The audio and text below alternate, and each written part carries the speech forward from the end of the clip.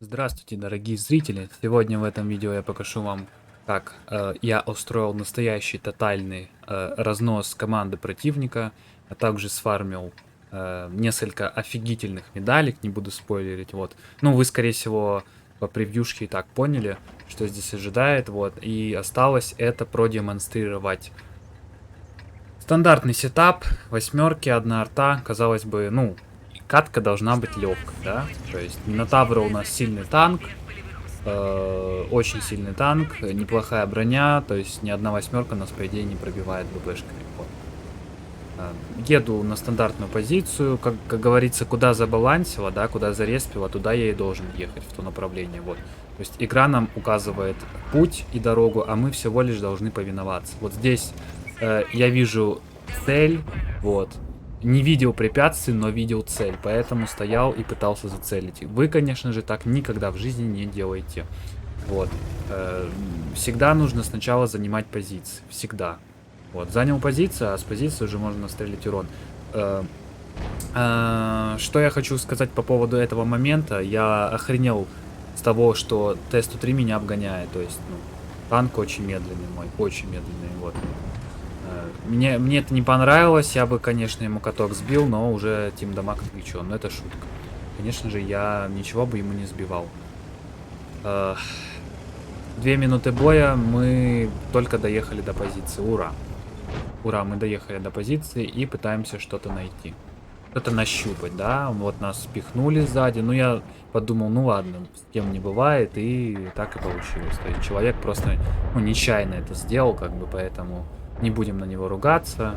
Вот. Обнаруживаем, да, что два тяжелых танка не поехали занимать фланг. Скорее всего, потому что наши тиммейты все сделали для того, чтобы они не смогли подъехать на свои позиции. Вот. Поэтому мы просто едем вперед. Счет 3-1. Я до сих пор еду. Вот, я еду. Ребят, едем, каруселем. Ловим лампочку. Так. Так. Ай, как больно. Вот тут вот, ну, как бы, ну, произошел классика, вот. Тшечка стреляет и не светится. Вот откуда она стреляет? Ну вот, нам показывают откуда. Но мы ее все равно не видим, понимаете? Мы ее все равно не видим. Так, накал страстей, ребят. Обратите внимание на базу, как всегда, находятся дегенераты, которые просто на базе стоят. Вот, их бой вообще не интересует. 277 смотрит на нас, мы смотрим на 277, происходит некая химическая связь, и после этого мы решаем... Ну, в общем, мы как псы, да, которые вот в интернете посрались, а когда друг друга в реальне встретили, сразу же испугались, застеснялись и разошлись мирно. Фоч у нас индеец высокого класса, потому что он засветился, ну, он засветился только после выстрела, ну, это вообще жесть, вот, это вообще жесть. Он стоял в упоре, не светился. Ну, маскировка сила, да, согласен. Вот. Что мы видим? Не зашло, да, не зашло. А вот если бы попал куда надо, тогда бы зашло, а так не зашло. Ну, как вы понимаете, тут смысла нет стоять, потому что за их спиной вся вражеская команда. И как в этот момент я это понимал. Вся вражеская команда прикрывает два тяжелых танка. Поэтому даже если бы я вкатил, забрал бы защитника, забрал бы 277, то, скорее всего, я бы, ну, либо сдох, либо там в шотном остался, потому что пока я все это реализовывал бы, меня просто расстреляли чуваки с базы. Пятешечки. Так, давайте, ничего интересного у нас не происходит, поэтому можно немножко промотать. Промоточку оформляем небольшую. Небольшую промоточку оформляем. Так, ребятушки, видите, да? То есть тут, ну, ничего интересного, потому что, ну, ребятки, ну, ничего интересного, ребятки. Ребятки, опа, копорочка, смотрите. Смотрите внимательно, внимательно. Опа. Не, ничего не произошло, ничего. Так, так, опа! Есть пробитие. Есть пробитие, отлично. Так, 44-ка ошибся, да? 44-ка хотел в подземелье зарыться, да, и золото поискать, вот. И своим танком пытался дыру прорыть в земле, но что-то у него не вышло, вот.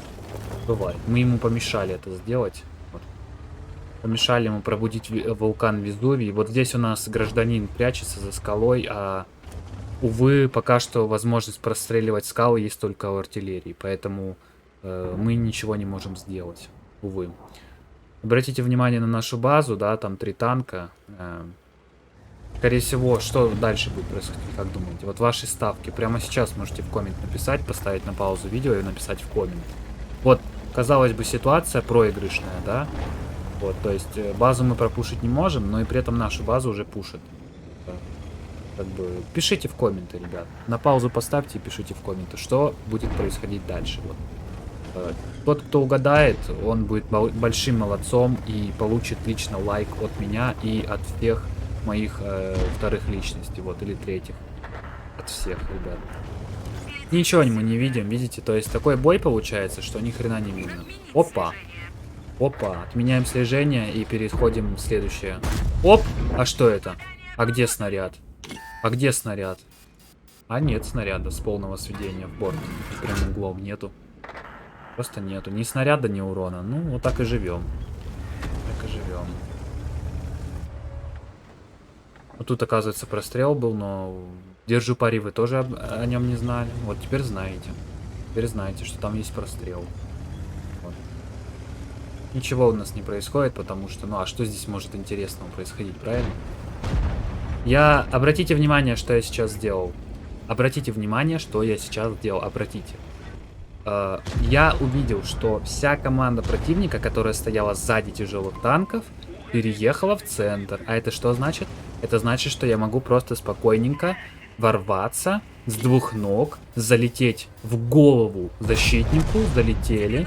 Едем в голову 277. Дальше продолжаем. Не сбавляем темпов и оборотов. Мы едем на полном ходу. Так, панч пропускаем. Пропускаем один панч в поддыхло 277. 277 получает панч поддыхло и начинает пятиться. Так, 277 нас уже боится. Мы свирепые, все, он нас боится. Оп. Ну, не пробили, ну, бывает. Ну, согласитесь, со всеми бывает. Оп, арта 17 урона прямым. Вот это я называю добрый урон.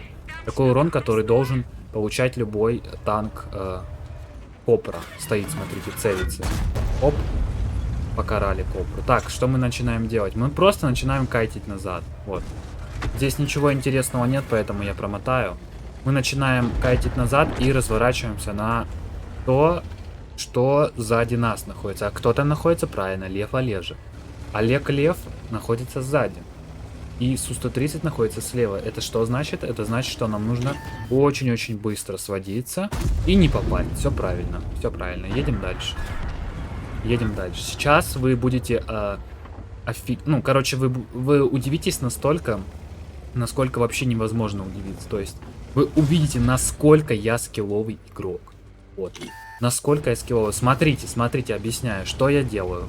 Я повернул корпус налево для чего? Для того, чтобы развести льва, правильно. Чтобы он подумал, что я дурак, поехал за сушечкой. А я не дурак, я даю тычку, делаю его шотом. Смотрите дальше. Смотри. Он думал, оп, все, развели, все, отлично. Вы же понимаете, если бы я просто поехал прямиком на льва, они меня с двух сторон бы развалили и раскатали. И я бы ничего не смог сделать. Ну что, ребят, ну здесь я выстрелил, возможно поспешил, но в любом случае у меня была еще одна палка, поэтому я мог себе это сделать, позволить, вот. Лев Олежа пятится, он боится нас, все, зацелил, молодец, все. За свободу папуасов у нас отлетает в ангар, ребят. А вот теперь момент истины. Думай. Все, придумал. Короче, что мы делаем? Мы видим 4 танка, да? Мы одни. Это что значит? Что, скорее всего, они сами на нас поедут, правильно же? То есть, ну, представьте, вот вы в подворотне на гопников нарываетесь, их 4, а вы 1. Вот что они будут делать? Конечно же, они не будут стоять и ждать, пока вы к ним подойдете, правильно? Правильно, они сами к вам подойдут. Вот первый гопник. Отхватывает первый гопник. Прямо в лицо. Панч залетает. Второй панч поддыхло второму ублюдку. Он нас объезжает, пытается зайти сзади. Смотрите, что происходит. Мы забираем Копру, потому что он приоритетная цель. Смотрите, что мы делаем дальше. Мы не даем стрелять в спину, если бы Я этого не сделал, они бы меня с Чариатиром просто развели. Понимаете, я бы стоял, целил Чариатира, а он бы не выезжал. И все. То есть это гениальная отыгровка, гениальная. Позвоните Станлоку, скажите, что он ничто по сравнению с этой игрой.